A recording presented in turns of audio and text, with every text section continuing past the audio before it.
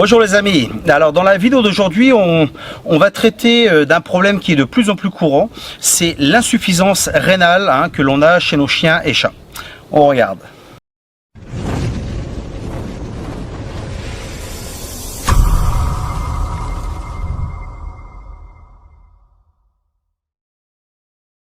Alors comment est-ce qu'on sait qu'on a un problème de rein avec notre chien?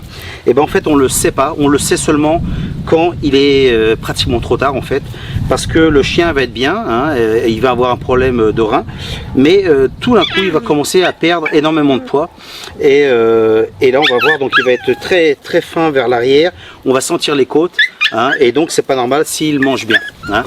Donc allez, viens ici toi. Et donc ce qu'il faut faire, c'est l'envoyer chez le vétérinaire le plus vite possible. Ils vont bien sûr lui faire une prise de sang et donc avec la prise de sang complète, ils vont vous dire exactement ce qui se passe.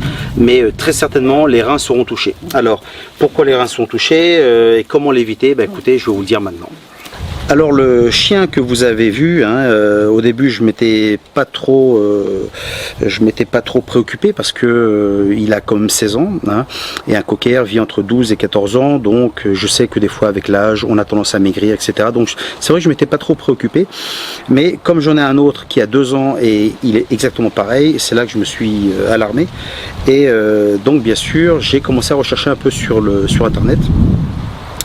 Et c'est là que j'ai vu qu'en fait, c'est nous, voilà, c'est tout simplement nous qui tuons nos chiens, tout simplement. Voilà. Alors comment on le fait? C'est tout simple, avec les croquettes qu'on leur donne. Voilà. Alors ce qu'il faut savoir, c'est que la grande majorité des croquettes qui sont sur le marché actuellement, c'est en fait de la M, voilà, je ne vais pas dire le mot, mais voilà, c'est de la grosse, voilà. Pourquoi? Tout simplement parce qu'il joue sur les mots, il joue sur la loi. Alors que vous savez que quand dans un produit on vous dit tiens, il y a du poulet dedans, il y a ci, il y a ça, voilà. Mettons le poulet, oui, il y a du poulet dedans, mais en fait ce sont les ongles, c'est les plumes, c'est le bec, voilà, des choses comme ça qui sont triturées, voilà, qui sont mélangées, et en fait c'est ça que les chiens mangent. Voilà, donc techniquement, oui, c'est du poulet, oui, mais en fait ça se mange pas, quoi. Voilà, donc si vous lui donnez une fois, 2 fois, je vais dire bon, ça va, mais si vous lui donnez sur plusieurs années, c'est sûr que ça va avoir des effets, parce que ça va pas lui apporter l'énergie qu'il a besoin, ça va pas lui apporter ce qu'il a besoin pour son corps, et donc évidemment à un moment ou à un autre, le chien va avoir des problèmes. Alors comme je dis, toutes les croquettes ne sont pas comme ça, il y en a certainement certaines qui valent vraiment la peine, qui sont excellentes, ça j'en suis certain, lesquelles je ne sais pas. Si vous voulez le mettre dans les commentaires et recommander à d'autres personnes, écoutez, très bien, voilà.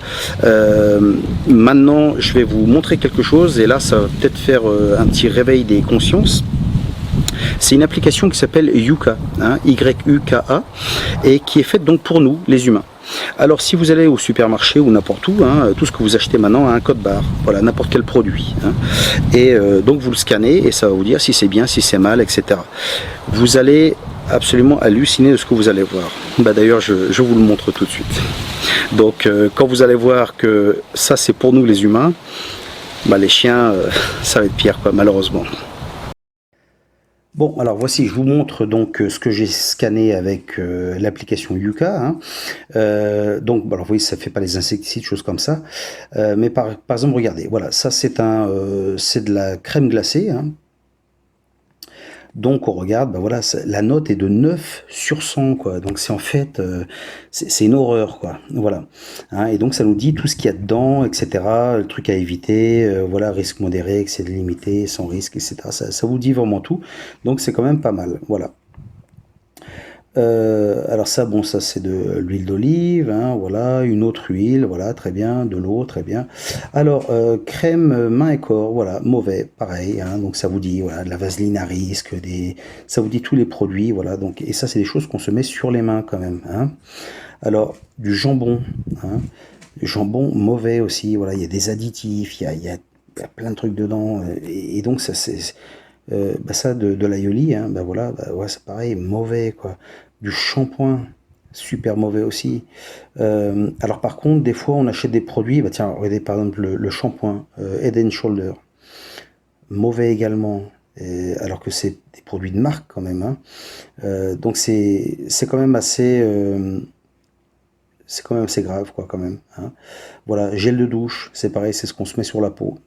Voilà, donc j'espère que vous commencez à comprendre un peu ce qui se passe.